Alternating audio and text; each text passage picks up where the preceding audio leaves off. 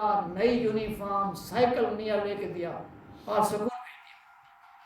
اب بچہ سکول گیا, واپسی آیا, اصغر بھائی نے کہا میں نہیں پڑھتا.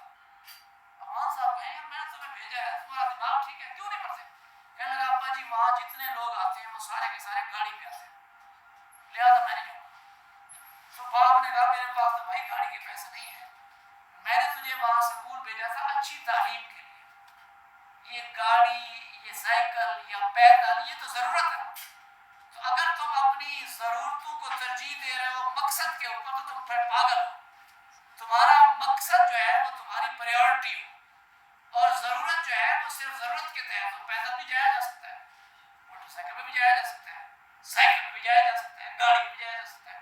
تو اگر ایک بچہ یہ ترجیح دے دے کہ میرے پاس گاڑی ہوگی تو میں جاؤں گا پڑھنے کے لیے, پھر نہیں ورنہ نہیں جاؤں گا, تو اس کا مطلب یہ ہے کہ اس نے کس کو قربان کر دیا؟ اپنے مقصد کو قربان کر دیا. کس کے اوپر؟ ضرورت کے اوپر. اس جیسا بے وقوف کوئی نہیں. میں نے مثال ایسا دیا تھا کہ مجھے آپ کو سمجھ آئے. تو اس وجہ سے میں اور آپ دنیا کے اندر بھیجے گئے ہیں اصل مقصد کے لیے. مقصد کیا ہے؟ وما خلقت الجن والانس الا ليعبدون.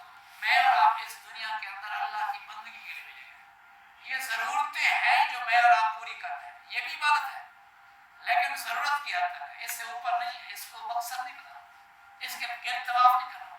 میں اور آپ اپنے مقصد کے گرد طواف کریں, یہ ایسا مقصد زندگی کا.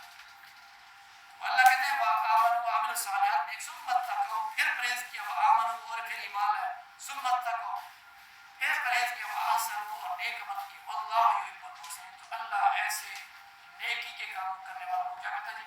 اپنا محبوب بنا لیتا ہے. میں اور آپ اللہ کے محبوب بننا چاہتے ہیں. تو اللہ رب العالمین نے کیا کہا؟ ایمان کے بعد کس بات کی ضرورت ہے؟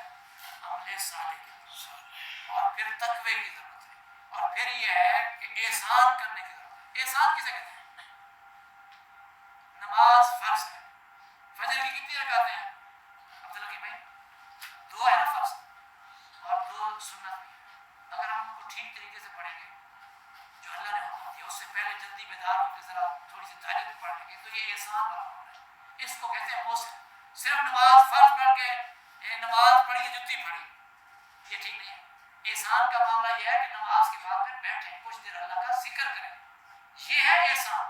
یعنی محسن وہ ہے جو نیکی کرنے کے بعد پھر وہ بیٹھا بھی رہے. یہ نہ کہ بس نماز پڑھی جتی پڑھی, یہ ٹھیک طریقے کا نہیں ہے. اس کے بعد بیٹھنا چاہیے, اللہ کا ذکر کرنا چاہیے, ہر کام کو ٹھیک طریقے سے کرنا اور اس کے اندر اضافی کرنا. مثال کے طور مجھ سے آپ نے عبدالحکیم بھائی 100 روپے لیا, احسان یہ ہے کہ مجھے آپ بے شک وہ 100 بھی دیں اور ساتھ میرے گھر ایک کیک بھی لے کے آئیں. میں نے آپ نے مجھے 100 روپے دیا تھا لیکن وہ تو ٹھیک ہے, وہ میں نے واپس کرا, ایک کیک اکٹھے اپنے بچوں کو دلائیں. تو یہ محسن احسان کا طریقہ کار یہ ہوتا ہے. یا کم از کم پھولوں کا گلدستہ ہے کہ یار آپ نے میرے اوپر احسان کیا تھا یہ. لیکن ہم تو پیسے نہیں دیتے جو اصل کام